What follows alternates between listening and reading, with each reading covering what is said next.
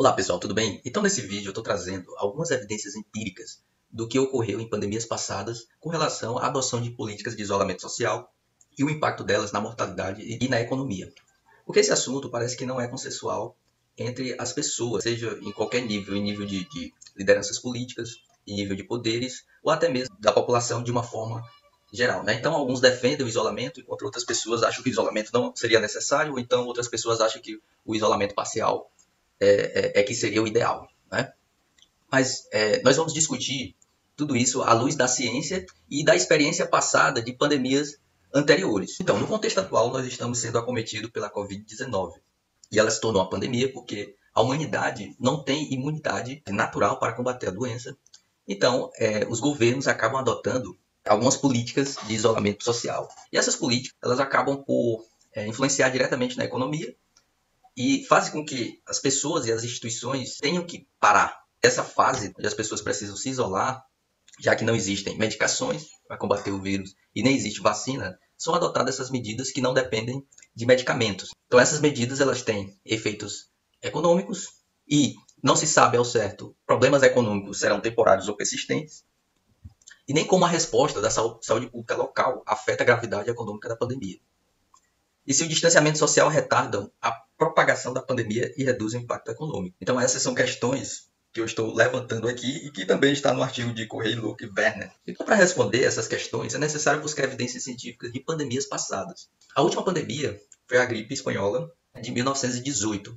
Segundo Garrett, essa gripe matou algo em torno de 675 mil pessoas só nos Estados Unidos e em torno de 40 milhões em todo o mundo.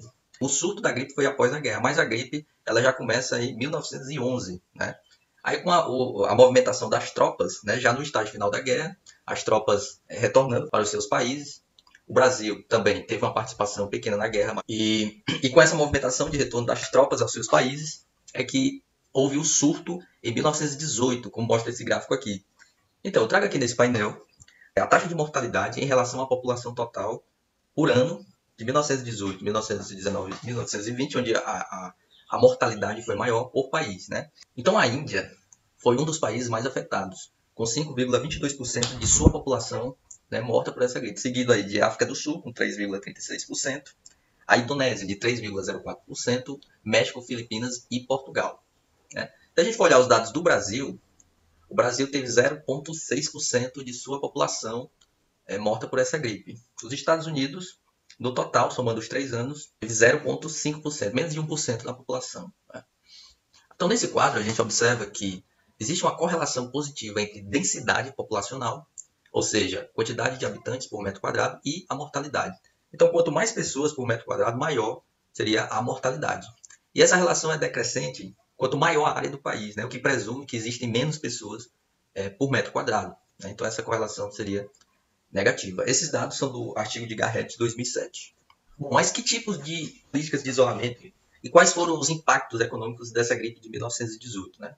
Então, as intervenções de isolamento, né, que a gente chama de intervenções não farmacêuticas, o governo não utiliza vacina, já que não tem, e não tem medicamentos também para combater esse tipo de surto. Então, as intervenções são fechamento de escolas, fechamento de teatros e igrejas, proibição de reuniões públicas e funerais, quarentena de casos suspeitos e restrição no comércio. Então a gente pode observar que, basicamente, as intervenções realizadas naquele período é muito parecido com o que é realizado hoje, né? Os impactos econômicos da pandemia é consensual que, nesses artigos, ela reduz a oferta e a demanda, né, basicamente. Então as empresas deixam de produzir e as pessoas deixam de consumir, né, durante esse período. As áreas mais afetadas nos Estados Unidos, né, segundo Correia, Luke e Werner, é o emprego na indústria, a produção industrial, os ativos bancários e consumo de bens duráveis. Bom, quanto às medidas de isolamento, segundo Merkel et al. 2007, em uma pesquisa realizada com 43 cidades dos Estados Unidos, mostraram que muitas das cidades adotaram algum tipo de isolamento. Pode ser que elas tenham adotado um ou mais tipos de isolamento. Então, nesse caso aqui, 15 cidades, que representa 35% do total, adotaram apenas a quarentena, ou isolamento de pessoas identificadas com a doença. Em média, essas 15 cidades passaram uma semana de isolamento. Na média, as 15 cidades, algumas delas podem ter variado de 1 até 10 semanas.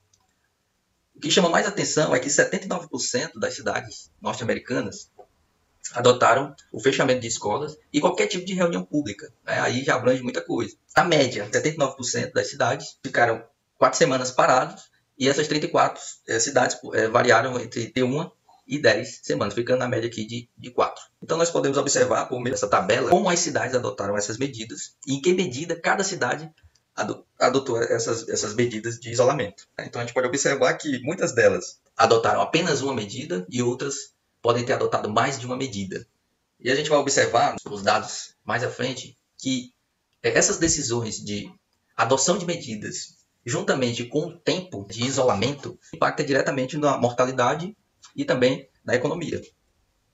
Bom, já nessa figura 3, do próprio artigo de Merkel, 2007, traz o seguinte.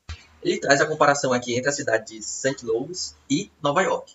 Então, nessa cidade, por exemplo, as medidas de isolamento social, como fechamento de escola, reuniões públicas e outras medidas foram adotadas e as intervenções foram de 143 dias, o que trouxe uma suavização na curva de mortalidade dessa cidade. Já a cidade de Nova York adotou outras medidas, certo, de isolamento, como, por exemplo, isolar e fazer quarentena de pessoas infectadas, apenas, além de outras medidas. Mas Nova York tomou menos medidas, por exemplo, não fechou escolas. A gente observa aqui, o que vem sendo discutido muito hoje, é que quando não se adota tantas práticas, essa curva ela é exponencial, né, no início do surto. O que pode aí prejudicar, por exemplo, o sistema de saúde, né? Não pode suportar a quantidade de doentes e o que aumenta, por exemplo, a mortalidade. Então, nesse caso de Nova York, a intervenção foi bem menor. Ela foi apenas de 73 dias e a quantidade de medidas de isolamento foi bem menor, o que aumentou a curva, né? A curva ela subiu muito, a curva de mortalidade, então morreram mais pessoas, isso num curto intervalo de tempo. Então, o que a gente pode resumir desses gráficos, né, é que quanto maior o tempo de isolamento e quanto mais medidas de isolamento, menor é a taxa de mortalidade.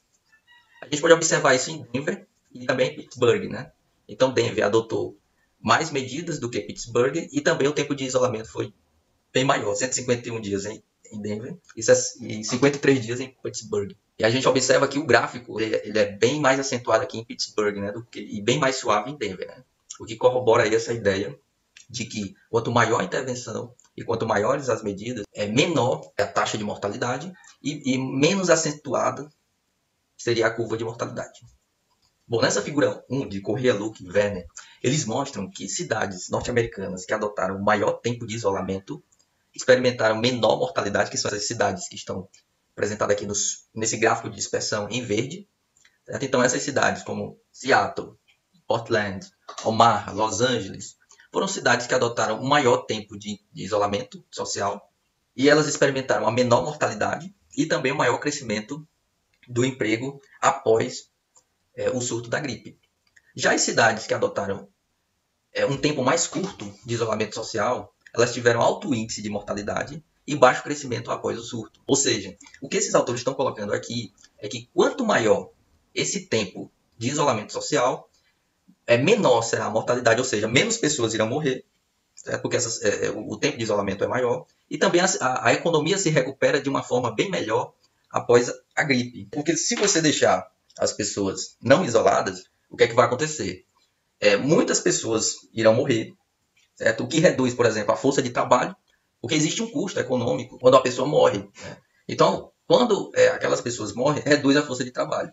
E automaticamente a perca da capacidade produtiva daquela região, né? Por parte das empresas. Então, você diminui um posto de trabalho e a empresa perde a capacidade produtiva. Bom, o que podemos concluir sobre os achados dessas pesquisas? Imagine que a economia antes da pandemia se mantenha constante. Da mesma forma, as taxas de mortalidade. A pandemia ela vem e reprime a economia, né?